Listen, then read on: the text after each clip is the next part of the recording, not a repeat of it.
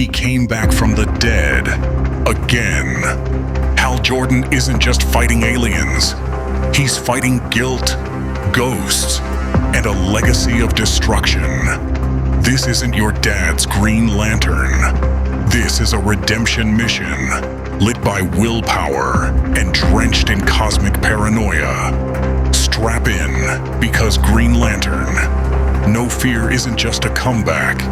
It's a reawakening with consequences.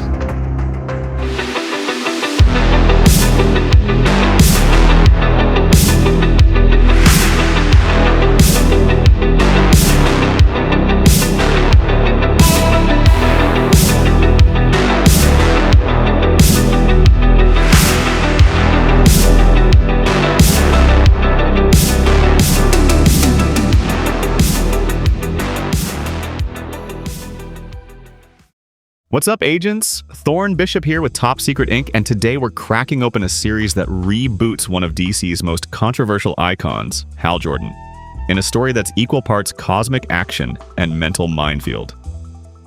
We're diving into Green Lantern, No Fear, written by Geoff Johns with art by Carlos Pacheco, Ethan Van Sciver, and Darwin Cook. This is the book that kicked off the Green Lantern Renaissance, and it's got a lot to say about fear, identity, and redemption.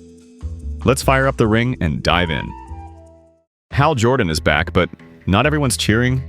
After years of being possessed by Parallax, murdering lanterns, and falling from grace, he's suddenly whole again. No Fear picks up with Hal trying to rebuild the wreckage of his life brick by brick. He returns to a near-empty coast city where ghosts outnumber civilians and starts donning the ring again, fighting not just villains but legacy, shame, and public suspicion. This isn't just a comeback, it's a war for redemption. As Hal attempts to re-establish order, a wave of threats resurfaces, starting with the Manhunters. Cold, calculating, forgotten but never gone. These rogue machines return with one directive: erase the Lantern legacy. At the same time, Hector Hammond, telepath, test subject, human horror show, starts peeling back Hal's mind like an onion. What he finds? Guilt, doubt, unresolved trauma from Parallax's grip. Hal's greatest enemy isn't out there in space, it's inside his own skull. Enter the shark. Not the metaphorical kind, a literal, evolved psychic predator that feeds on fear. It senses Hal's struggle and goes straight for the jugular. The underwater showdown between Lantern and Leviathan is brutal, primal, and pure nightmare fuel. But here's the catch. Hal doesn't win by punching harder. He wins by pushing past fear, leaning into the ring's core strength, will. And that's what this volume's really about, overcoming what's already inside you. Hector Hammond cranks things up by launching a full psychic assault on Hal's memories. Parallax.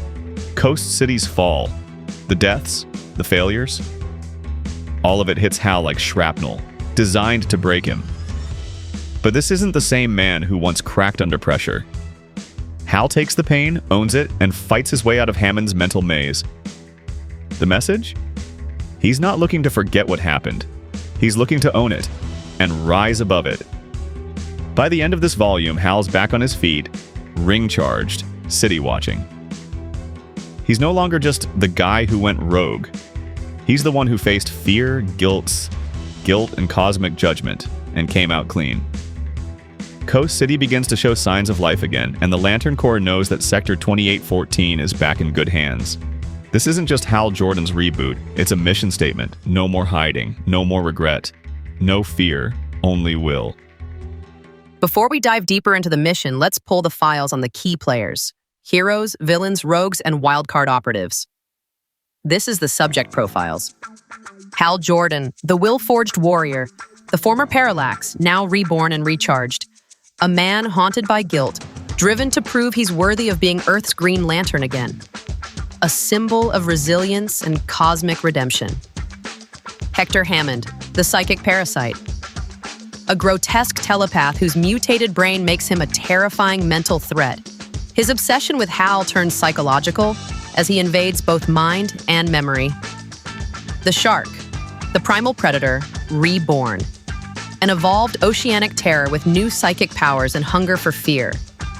His battle with Hal is more than physical. It's an elemental clash of instinct versus control. Manhunters, the ghosts of order. Cold, mechanical former enforcers of the Guardians who return as remnants of a past Hal in the course can't escape. Carol Ferris, the grounded heart. Hal's former lover and the anchor to his human side. Offers emotional depth and history showing what Hal has lost and what he still fears to regain. John Stewart, the tactical lantern. A lantern and ex-Marine. Calm, methodical, and skeptical of Hal's return. Represents logic and structure in contrast to Hal's chaotic willpower. This is Hal Jordan's book, no question. We see him wrestle with guilt, fear, and responsibility. He's not trying to be perfect. He's trying to atone. It's more Bruce Banner than Superman, if you catch my drift. Supporting characters like Carol Ferris offer emotional grounding, while John Stewart's presence gives us that grounded contrast. He's methodical, military, and not here for Hal's cosmic melodrama. Hector Hammond, though, he steals some spotlight. He's gross, yes, but also tragically human. You don't pity him, but you understand where he's coming from, and that makes him dangerous. Geoff Johns' writing is tight. He's balancing reboot with legacy like a pro. The dialogue is punchy, the exposition is clean, and the pacing hits hard, like a will-powered uppercut to the jaw. As for the art, Carlos Pacheco's action scenes are kinetic and clean, and Van Sciver brings out the twisted energy in Hammond like nobody else could. There's a great use of green glow throughout, and the layout is never cluttered. You can feel the cosmic weight. They told us not to ask questions. They said the files were corrupted, the intel classified, the case closed. But we kept digging. Welcome to Black Box Theories, where the facts don't add up, the coincidences aren't random, and the truth buried under layers of denial. Strap in, agent. You're not supposed to hear this. Theory number 1. Parallax proxy. Some fans believe Hector Hammond's psychic manipulation is more than coincidence. Was he a test subject for the Parallax entity? Signs suggest he may have been unknowingly amplifying residual Parallax fear energy inside Hal. Theory number 2. Shark symbiosis. The shark's evolution and fear-based powers might suggest a yellow light, Sinestro core, influenced long before it was introduced. Was Johns teasing the emotional spectrum war early? Theory number 3. Ferris fuse. Carol Ferris's role in grounding Hal emotionally may point to her future as Star Sapphire. Was her compassion already being drawn by the violet spectrum without her knowing it? Theory number 4. Manhunter, recall. The Manhunter appearance might not just be villain of the week filler. Fans theorize this was a subtle hint that the Guardians are still hiding something much darker about the Corps' early days. Theory number 5. Spectral shadow. Hal's unresolved guilt and flashes of memory loss could mean Parallax never fully left. Is Hal still compromised and doesn't even know it?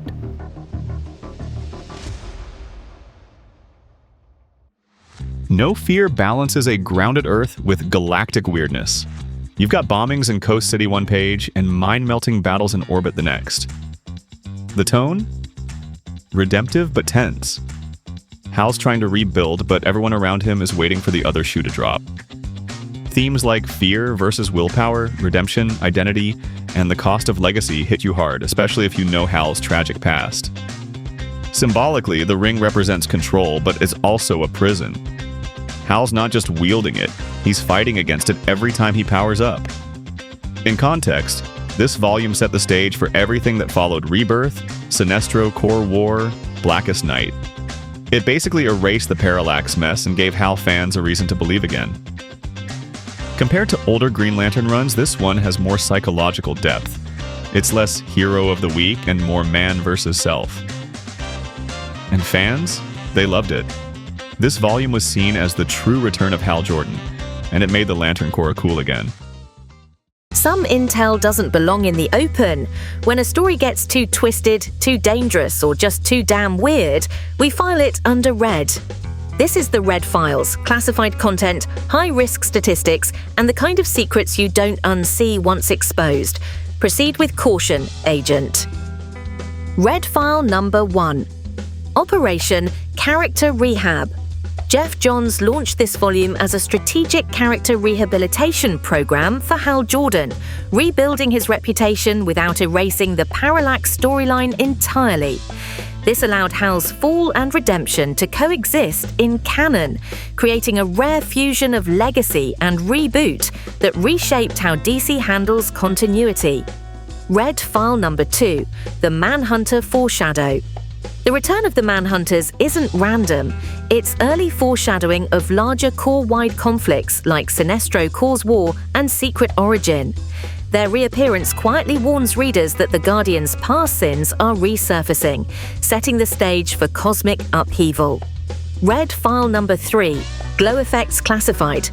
Artist Ethan Van Sciver employed subtle ring glow visual tricks to simulate bleeding energy across panels. These lighting techniques weren't just style, they symbolized willpower radiating off the page and visually reinforced the emotional spectrum concept before it was fully revealed. Red file number 4, the Soft Retcon Protocol. No Fear is one of the first major DC titles to soft retcon a villain, redefining Parallax as an external entity rather than Hal Jordan's own corruption. This narrative shift preserved Hal's legacy while adding new mythological depth to the Green Lantern mythos, paving the way for the emotional spectrum. Red file number 5, No Fear equals the Creed. The title No Fear is a direct nod to the Lantern Oath's defiant tone. In brightest day, in blackest night, no evil shall escape my sight. It sets the emotional foundation for the entire arc, framing Hal's journey as a war not just against enemies, but against fear itself.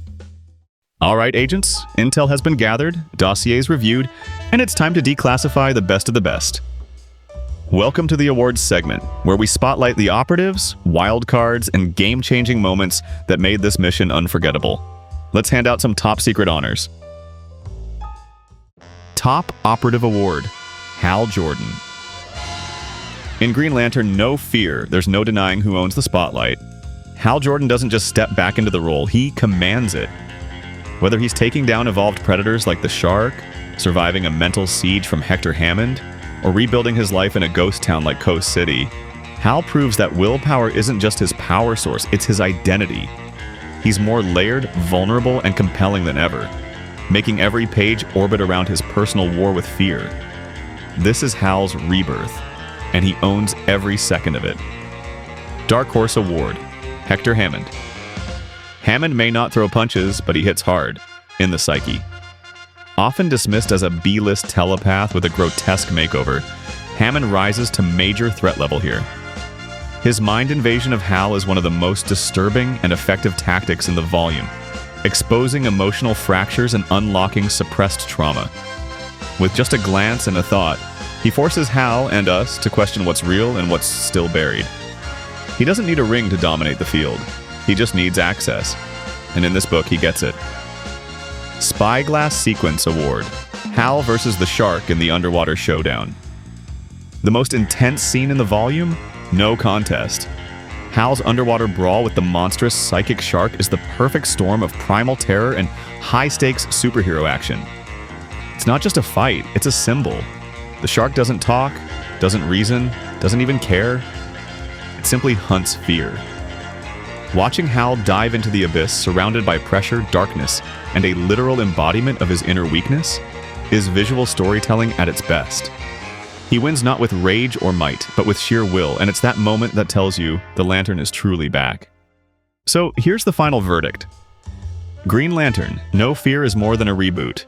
It's a redemption arc with real emotional weight and killer action. Its strengths? Sharp writing, bold reimagining, great artwork, and a confident setup for an epic saga. Its weaknesses?